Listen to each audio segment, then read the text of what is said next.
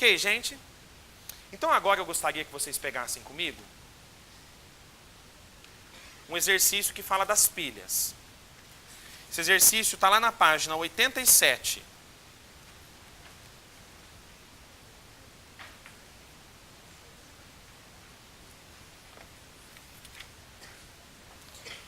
É o exercício 7 da página 87. Só chamando a sua atenção que o eixo 17 das ciências da natureza diz o quê? Que nós vamos relacionar informações apresentadas em diferentes formas de linguagem e representação usadas nas ciências físicas, químicas ou biológicas, como texto discursivo, gráficos, tabelas, relações matemáticas ou linguagem simbólica. Então nós vamos aqui aplicar fatos do nosso cotidiano, né, que são lá relacionados às ciências físicas, químicas, nesse eixo, né, as ciências químicas, físicas ou biológicas, vamos aplicar o que acontece no nosso cotidiano às ciências da natureza, no caso. Então, veja, acompanhem comigo lá no exercício 7 da página 87. Diz assim: a pilha é uma mini usina portátil que transforma energia química em elétrica, composta de eletrodos, eletrólitos e outros materiais que são adicionados para controlar ou conter as reações químicas dentro dela. Só fazendo uma pausa, o que é um eletrólito? O eletrodo nós já falamos aqui, mas o que é um eletrólito? Eletrólito é uma substância que, quando adicionada, na verdade assim, qualquer substância pode formar eletrólitos. É uma substância que, quando nós colocamos em água, se ioniza. Essa substância pode se ionizar muito ou pouco. Quando ela se ioniza muito, essa substância que eu coloquei em água se ioniza bastante, quer dizer, ela se separa na forma de íons de forma intensa, nós dizemos que essa substância é um eletrólito bom. Se essa substância que nós adicionamos à água não se separa em íons com facilidade, nós dizemos que esse é um eletrólito ruim, né? Os eletrólitos, substâncias eletrolíticas que formam eletrólitos, são substâncias, as substâncias que formam bons eletrólitos, né? São substâncias que conduzem bem corrente elétrica. Então, quando nós temos íons em solução, é possível a condução eficiente de corrente elétrica. Se nós tivermos um eletrólito fraco, um eletrólito ruim na minha solução, eu não consigo conduzir bem corrente elétrica. De forma geral, bons eletrólitos são substâncias iônicas. E eletrólitos fracos, nós chamamos, os eletrólitos bons, nós chamamos de eletrólitos fortes. Colocamos a substância em água, se ioniza bastante. Se eu submeto essa solução a uma corrente elétrica, eu percebo a condução eficiente de corrente elétrica, intensa. Um eletrólito ruim, que eu chamo de eletrólito fraco, normalmente se constitui de uma substância covalente, de uma substância molecular, ok? Como eu disse, de forma geral, existem algumas substâncias iônicas que formam eletrólitos fracos, e as substâncias covalentes formando bons eletrólitos são mais difíceis, né? São mais difíceis. Normalmente, substâncias moleculares, elas são eletrólitos fracos, elas se ionizam pouco em solução. Então, só para você entender o que está dizendo aí no exercício, né?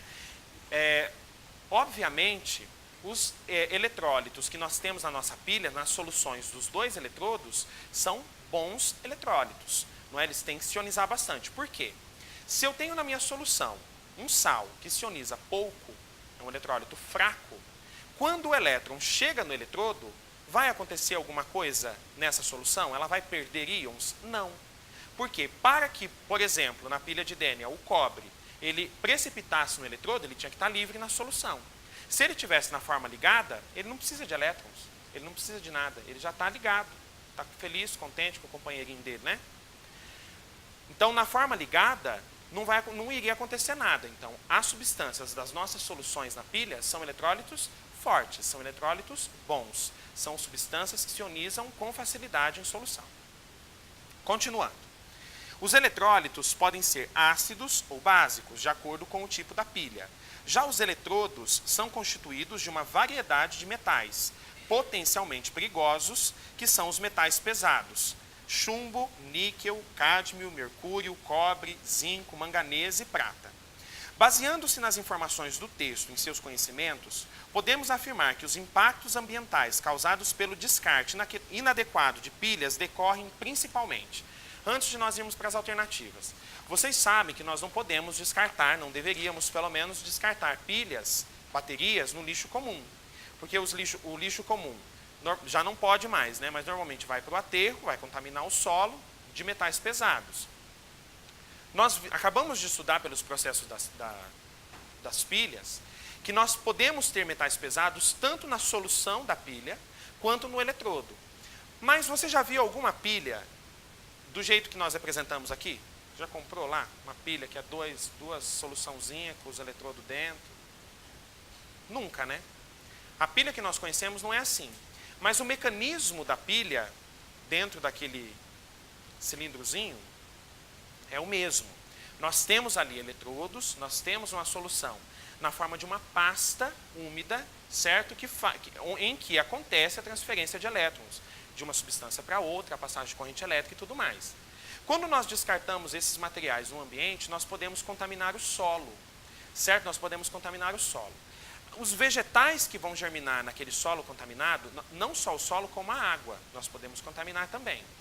Então, se nós, seres humanos, animais, né, mas nossa maior preocupação, os seres humanos, é a saúde do ser humano.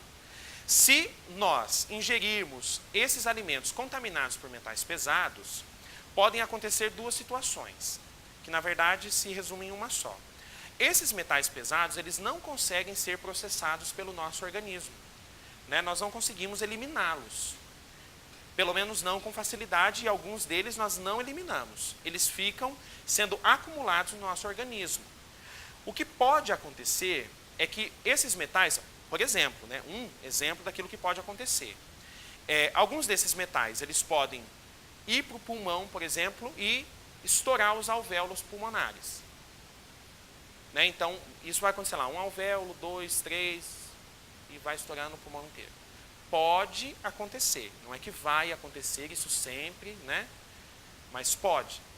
Ou, esses metais, eles serem absorvidos pela corrente sanguínea, serem absorvidos e chegarem à corrente sanguínea, e na corrente sanguínea eles são reconhecidos como corpos estranhos. Vão se formar trombos ao redor desses metais pesados, né, desses átomos de metais pesados. Esses trombos, eles podem se descolar da parede do vaso e ir para vasos importantes, entupindo esses vasos. E aí nós poderemos ter um infarto, por exemplo. Então é por isso que nós não podemos nos expor constantemente a metais pesados. Talvez a sua mãe já teve termômetro, não daquele elétrico, daquele que você vê o mercúrio subindo lá, termômetro de mercúrio. Quando quebra um termômetro daquele, sua mãe nunca deixou você mexer naquele mercúrio. É legal mexer naquilo lá, né? Que é diferente, não é uma água, é um negócio diferente, né? É bonito também, a cor e tudo. Mas sua mãe não deixava você mexer naquilo, por quê? Talvez ela não soubesse disso quimicamente, mas aquele mercúrio você poderia ingerir, você poderia... absorver pela pele é mais difícil, porque é um metal pesado. Mas poderia, se você, por exemplo, absorver, caso tivesse alguma pequena lesão, um sangramento, enfim, né, na sua pele, na sua mão, na perna, em algum lugar que entrasse em contato com aquela substância, ele ser absorvido pelo seu corpo. Então não pode mesmo. Então você que brincou com mercúrio, foi bom te conhecer, aí aproveita a vida que está acabando. Estou brincando. Estou brincando, não é assim. É lógico que há uma exposição constante que vai causar alguma coisa, né? Mas são algumas coisas que podem acontecer no organismo.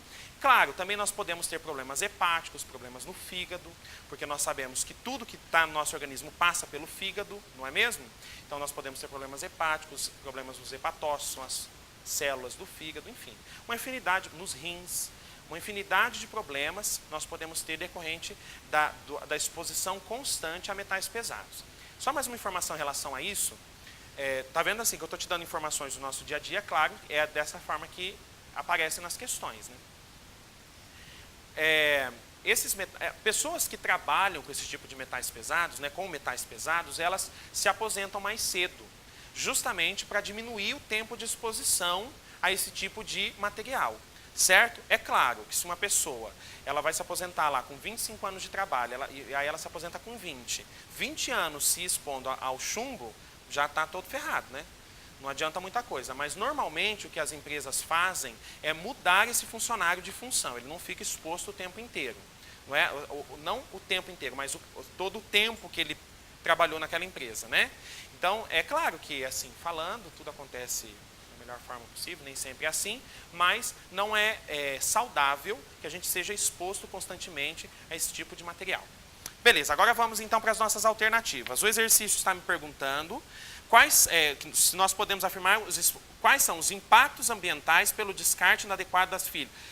Está dizendo que o descarte inadequado das pilhas acontece. Por que isso causa um impacto ambiental? Por que eu não posso descartar pilha no lixo comum? Não posso jogar no terreno baldio? Não posso descartar em qualquer lugar? Letra A. Por causa das reações químicas que ocorrem dentro da pilha? É por causa das reações que acontecem na pilha que eu não posso descartar essa pilha?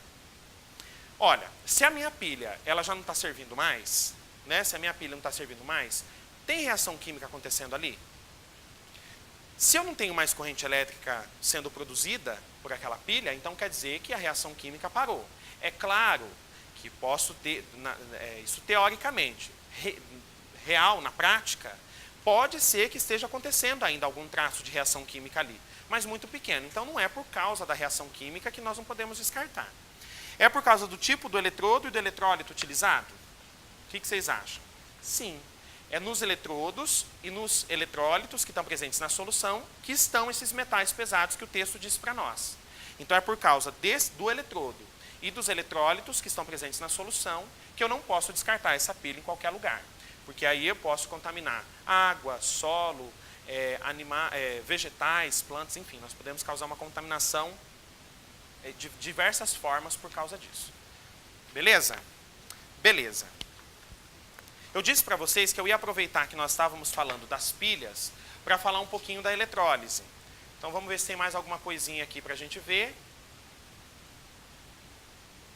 Aqui, olha, só está mostrando para nós que quando nós identificamos a semi-reação de redução e oxidação, nós já conseguimos determinar, quando eu determino a reação global, eu já consigo determinar também a diferença de potencial dessa pilha, que é a quantidade de energia que ela produz, certo? Então, no caso, olha, eu tenho a semi-reação, primeiro, catódica, que é a reação que acontece com ganho de elétrons, né, e depois a semi-reação anódica. Então, veja, o potencial de redução do cobre, ele é mais 34 volts. E o potencial de oxidação do zinco, ele é mais 76 volts. Perceba aqui, olha, se você fosse considerar apenas potencial, sem ver do que é esse potencial, você falaria, não, mas então o zinco tem o maior potencial.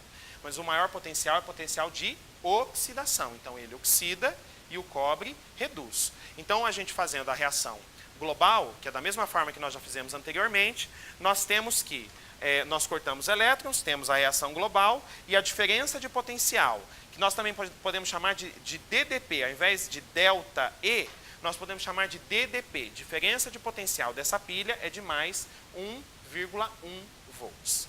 Ok? Vamos falar então agora da eletrólise.